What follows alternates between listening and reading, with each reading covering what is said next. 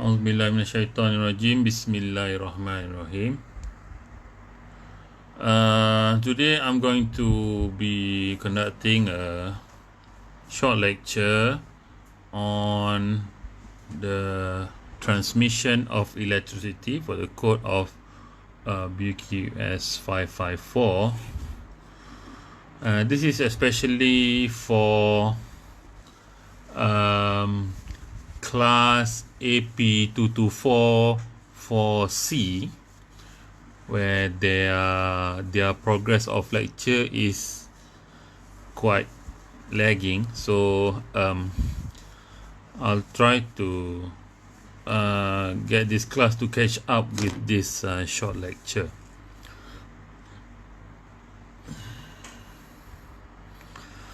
Okay, so electricity transmission and distribution.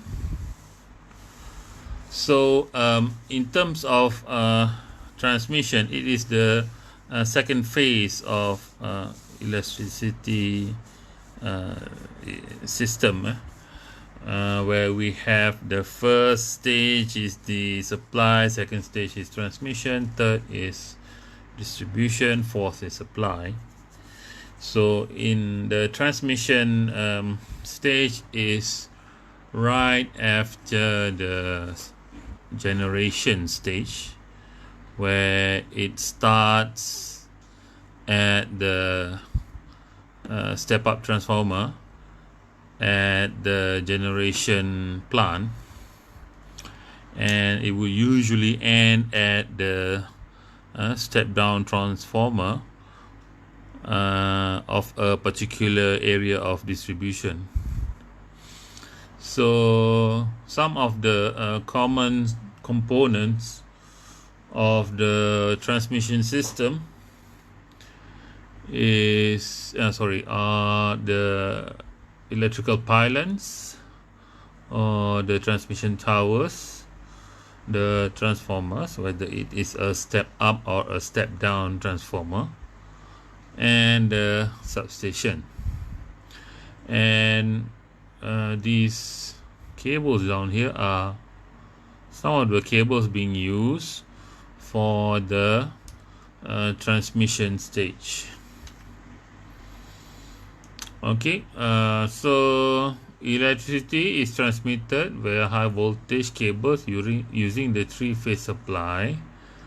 Okay, so once the electricity has been produced, the voltage needs to be boosted up for long range transmission.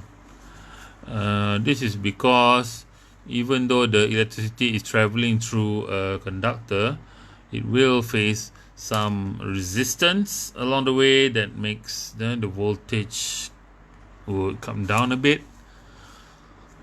So when they boosted up the voltage, the loss of voltage through resistance, through generation of heat, does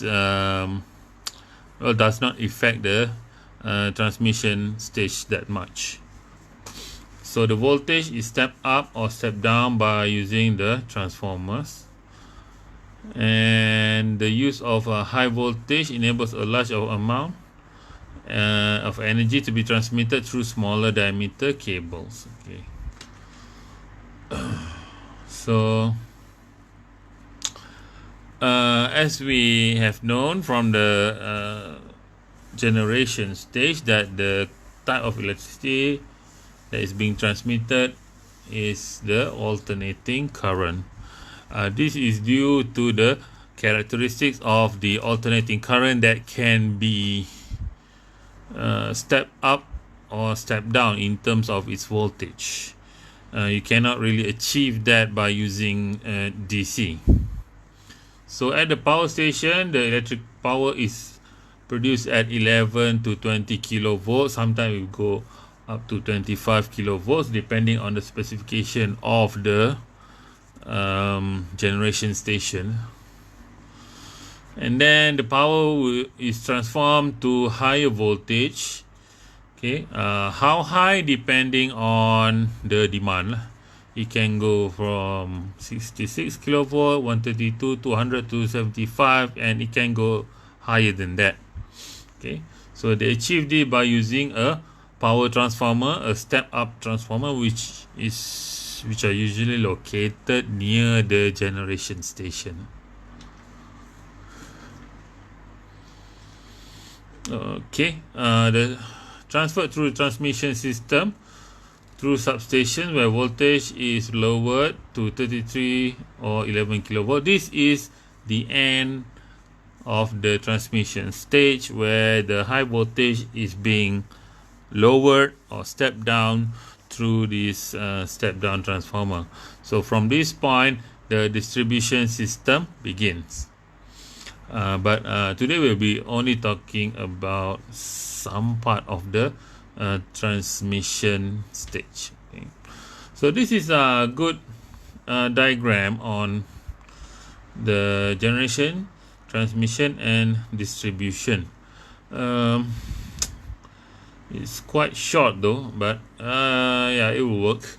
So the black is generation. This part is all about the generation stage where we have the power plant producing the electrical power, and this is the step up transformer. So all of this is generation. So from the transformer, the electricity's voltage has been boosted up. So this is the beginning of the transmission stage. Okay, so in this transmission stage we have these pylons. Okay, it is the highest type of support for cables in this entire system. Okay, so in terms of its voltage, it again depends on the loading, from 66, 138, 230, 345, 500 or 765 kilovolts. Okay, that's like 765,000 volts. Okay, so we ourselves as consumer are only using just a fraction of this. Like we are only using 240 volts, but at the transmission line it can go up to 765,000 volts. Okay, that's a lot of volts. So during this transmission phase, the main purpose is to send the electrical supply over vast distances where it is actually needed. Not many customers will be using this kind of electrical supply, which is very high voltage, yeah? Except for some special customer which they call as transmission customer. Even though this transmission customer is taking in the electricity direct from the transmission line, it is not as high as what the transmission line is sending out, because the transmission customer would have their own step down transformer for them to be able to use the electricity at 138 kilovolts or 230 kilovolts. This type of customer usually are very power hungry industries, such as smelting, okay, smelting iron ore and things like that. So with this type of customers, they would usually be using an electrical furnace compared to a gas furnace. Okay, and then from there the electricity will continue to be sent off over vast distances until it reaches where it is needed at an area, maybe, or a small town or something like that. And from there they would have their first substation for step down transformer. Okay, so this is in our lecture, one of my lecture, it is known as the PMU. Okay.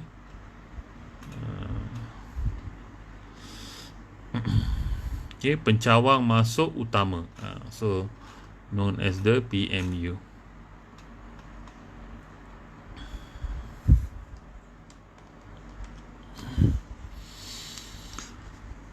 So from there, the electricity voltage will be further lowered, okay, to 69 or 26 kilovolt for sub-transmission customer, again large industries, and then step down again.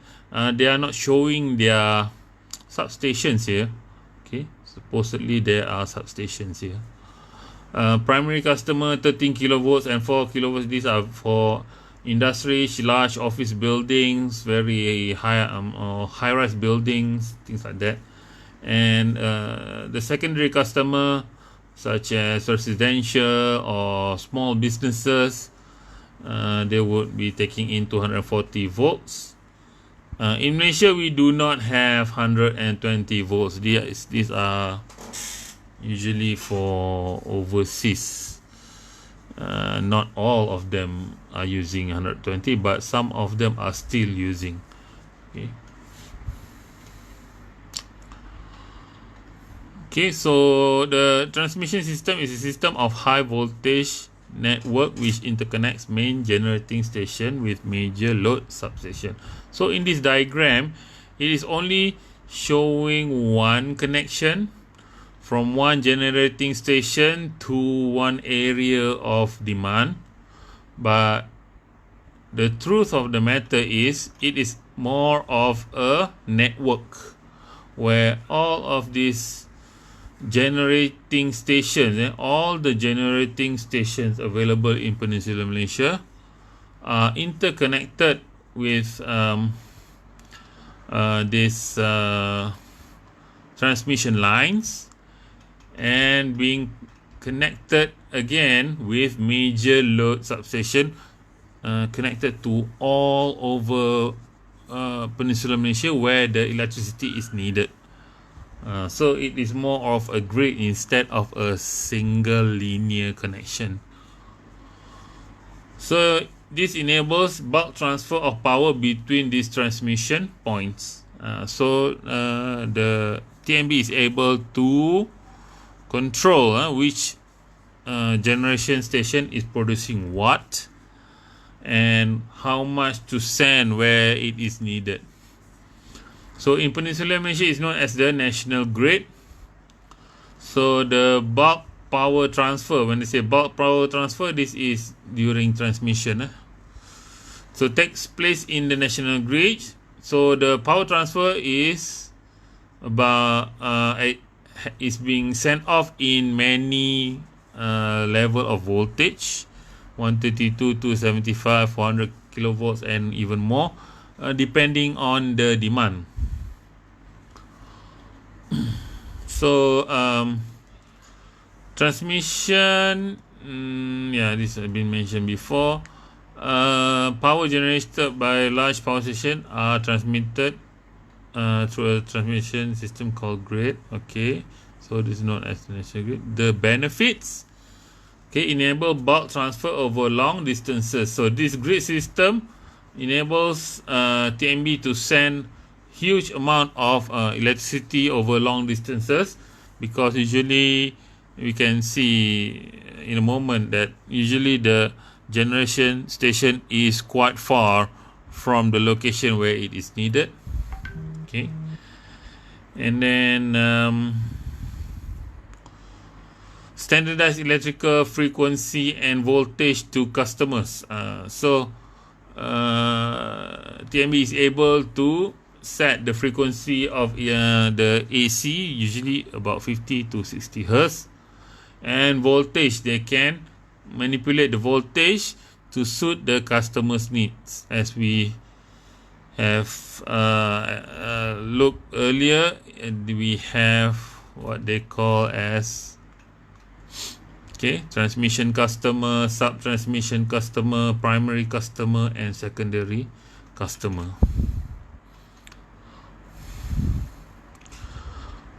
Permitted transfer of electricity throughout the country. So this ability to manipulate voltage will allow TNB to send out the electricity practically to all cities throughout Peninsular Malaysia, and this will kick off the development of that particular area. So with a reliable supply of electricity, this will allow the area to develop quite rapidly. Okay, so this is what actually happens here in Sri Iskandar. Once we have our PMU near the RNR there, so the electrical supply in these areas, Iskandar, has become better. Before that, the electrical supply in Sri Iskandar was unreliable because the location of Sri Iskandar is at the border between Bota and Trono. So the development here was not really good.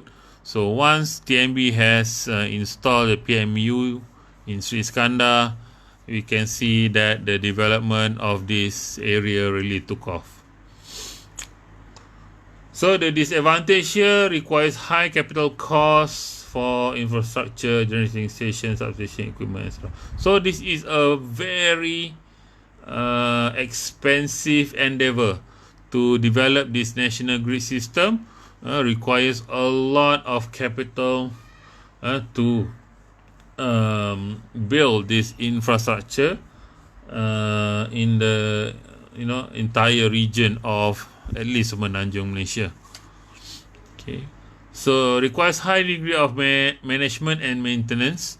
So all these equipments need a lot of hands-on management, and then the maintenance team has to be able to maintain the system all over Semenanjung Malaysia. And excuse me, this is interrupting me.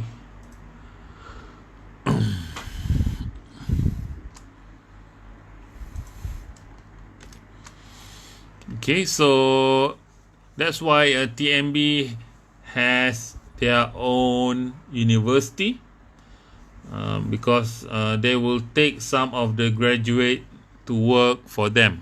They need people with very high competency and skills. Okay, and then requires a long time to complete the whole grid and connection to other countries. So this grid cannot be built in a couple of days. It will take years and years to actually complete the whole grid towards the entire of Semenanjung Malaysia. So the National Grid of Malaysia is a primary electricity transmission network linking the electricity generation, transmission, distribution and consumption in Malaysia. So owned by TNB. I'm sure by now there's a lot more substations in Peninsular Malaysia. So the transmission lines operating at 132 to 75 and 500 kilovolts. Okay. Power generated by Tenaga Nasional and in IPP. Okay, carried by the national grid towards customers connected to the various distribution networks depending on the location of the customers. So a steel mill will take power directly from the transmission grid. So this is what I've mentioned earlier. So this is a bit of history. 1959. So the first transmission from Tanjung Kling in Melaka to the city of Melaka. So right after independence, a couple of years after independence, we already have our first transmission line. And these are some of the players of electricity in Malaysia. where the majority of it is still held by the Tenaga Nasional Malaysia. So these are the IPPs. Okay, so IPP in Malaysia generate and sell electricity in bulk. Okay, so these are some of the IPPs. Okay, so this is the a diagram of the national grid system. Okay, as you can see, this is the entire map of Semenanjung, and we have all these lines indicating the route of the transmission line. And then we have this power plant, thermal, hydro, IPP. If you can see the thermal power plant, these are usually power plant that generates electricity out of steam, where the steam is being boiled either by using gas or by using coal and whatnot. So this type of thermal power plant are usually located at near the sea.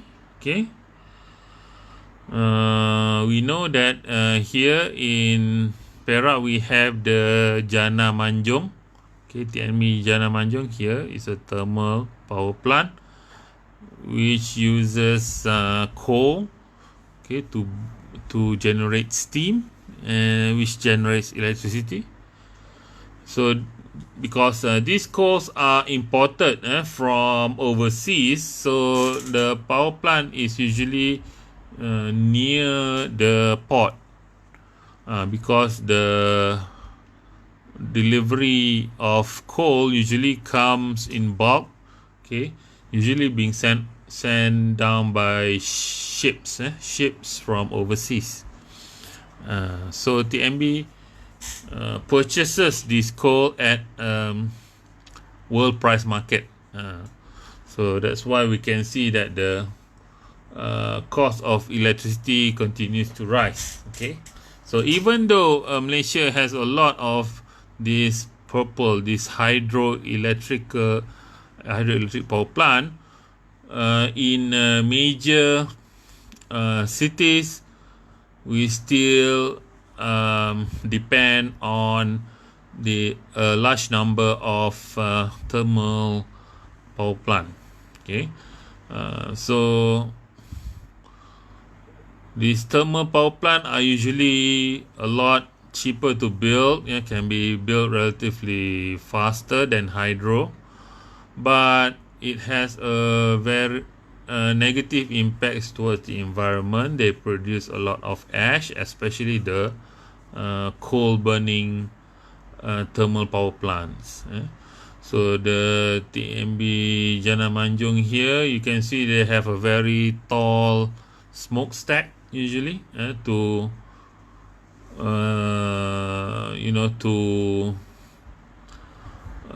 enable the ash from coal burning to be carried by the wind to some other places. Okay, in some reports, the coal ash travels all the way to the city of Ipoh. So it's quite far where the ash travels.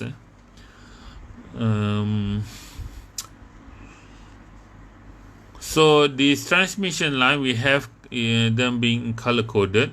The lowest one is this purple. It is a 66 kilovolt overhead line, and then we have 132, and then we have 275 kilovolts, and the highest is the 500 kilovolts. Okay,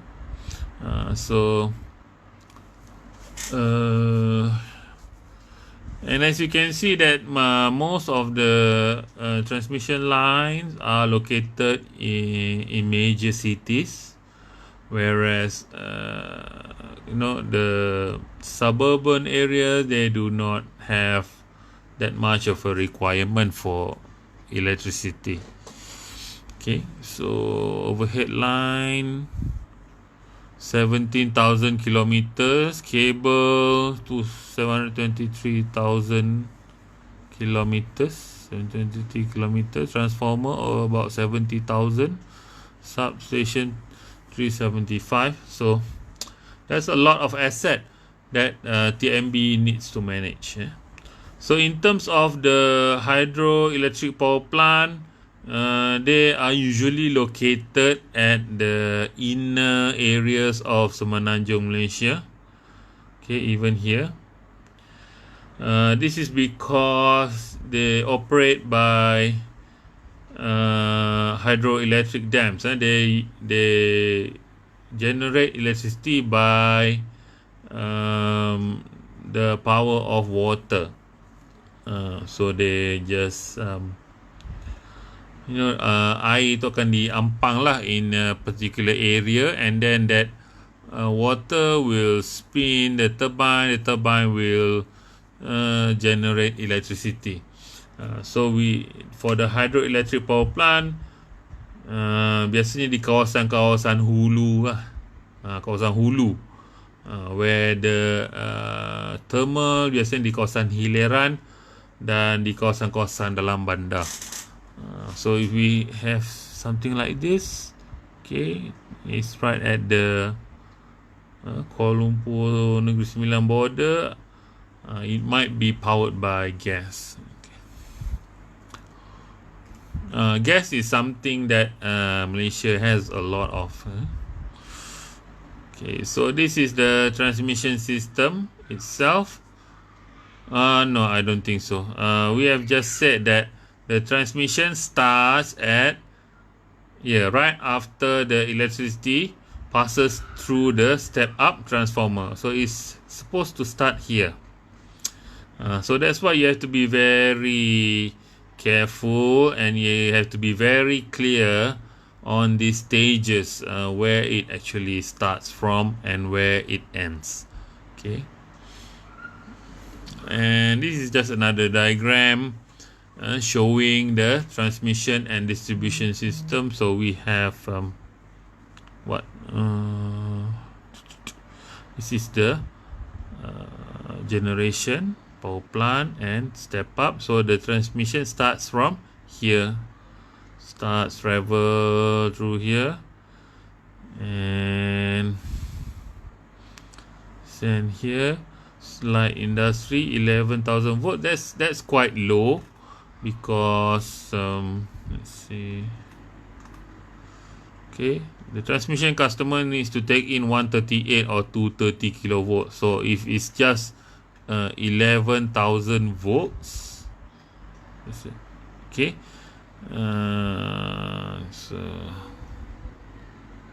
this heavy industry, so this is the heavy industry, taking at 132 kilovolts. So this is still part of the transmission. Send here. And then this one is light industry at 11,000 volts. So this is no longer transmission. So the transmission starts here until here. Okay. So this is transmission. Okay, so that's it for this presentation. In terms of these components and whatnot, you can have a look at my other online presentation. Okay, so with that, thank you very much for listening. I hope we can continue with this presentation for next week. And for the students of AP224 for C, please write your name and your student number once you have already have a look on this video. Okay.